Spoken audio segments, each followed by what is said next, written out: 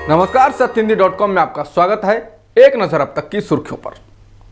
तालिबान ने अफगानिस्तान के पूर्व उपराष्ट्रपति अमरुल्ला सालेह के भाई रूहुल्ला अजीजी की हत्या कर दी है।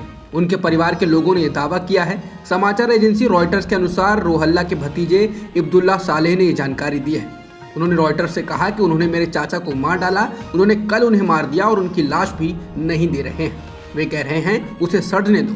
काबुल स्थित समाचार टेलीविजन चैनल टोलो न्यूज की पत्रकार जहरा रहीमी ने ट्वीट कर कहा कि रूहुल्ला अजीजी पंजशीर छोड़कर भागने की कोशिश में थे जब तालिबान लड़ाकों ने उन्हें पकड़ लिया और उन्हें हिरासत में यातनाएं देकर मार डाला। गीतकार जावेद अख्तर एक बार फिर तालिबान पर बरसे हैं। जावेद अख्तर ने इस बार तालिबान का साथ देने वाले सभ्य और लोकतांत्रिक देशों को निशाने पर लिया है। जावेद अख्तर ने ट्वीट कर कहा है कि हर सभ्य व्यक्ति, हर लोकतांत्रिक सरकार दुनिया के हर सभ्य समाज को तालिबानियों को मान्यता देने से मना करना चाहिए और अफगान महिलाओं के क्रूर दमन के लिए निंदा करनी चाहिए या फिर न्याय, मानवता और विवेक शब्दों को भूल जाना चाहिए।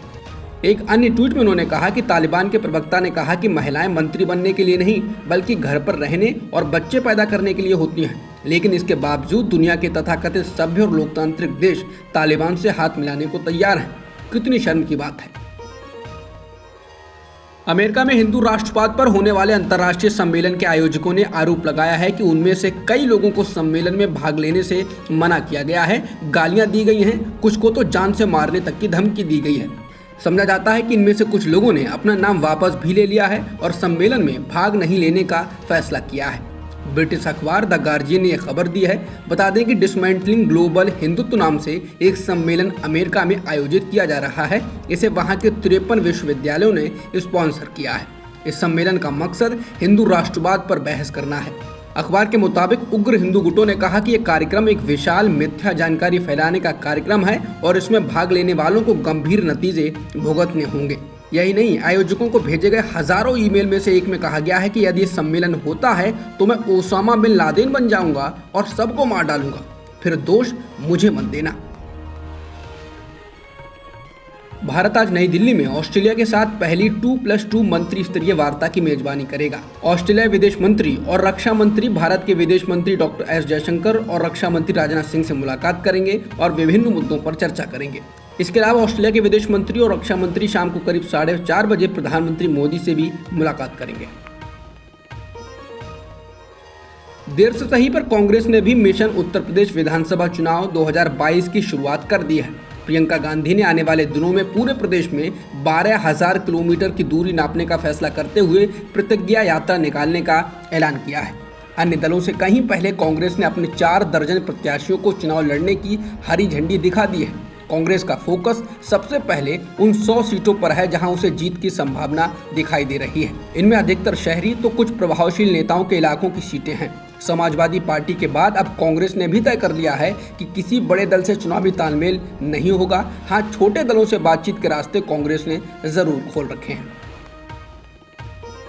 हरियाणा के करनाल में मिनी सचिवालय का किसानों ने घेराव जारी रखा है। इस बीच हरियाणा सरकार के अधिकारियों और किसानों के बीच शुक्रवार को बातचीत हुई है। कहा जा रहा है कि ये बातचीत सकारात्मक नोट पर खत्म हुई है, जिसके बाद आज प्रशासन और किसानों के बीच वार्ता होने वाली है। इस बातचीत में सरकार की ओर से अतिरिक्त मुख्य सचिव देवेंद्र सिंह और स्थानीय प्रशासनिक अधिकारियों ने बैठक में भाग लिया, जबकि किसानों की ओर से गुरुनाम सिंह चडूनी और अन्य किसान नेता मौजूद रहे। बता दें, किसान उस अफसर के खिलाफ कार्रवाई की मांग कर रहे हैं जिसने किसानों के सिर फोड़ने का आदेश दिया था। इसके अलावा घायलों और जान गंवाने वाले किसान के परिजनों के लिए मुआवजे की मांग भी की जा रही है।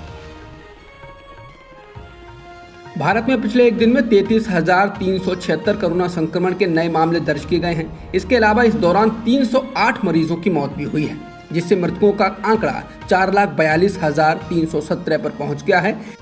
वहीं केंद्रीय स्वास्थ्य मंत्रालय ने बताया कि देश में कोरोना वायरस के एक्टिव मरीज अब घटकर 3,91,000 से अधिक हैं।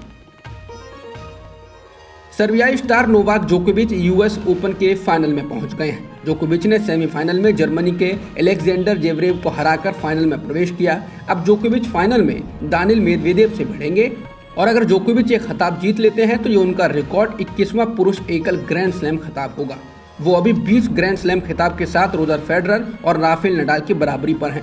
इसके साथ ही उनका कैलेंडर ग्रैंड स्लैम का सपना भी पूरा होगा। अब तक की खबरों में इतना ही। बाकी खबरों के लिए बने रहिए सत्यहिंदी.com के साथ। सत्य हिंदी का ऐप डाउनलोड करें गूगल प्ले स्टोर पर।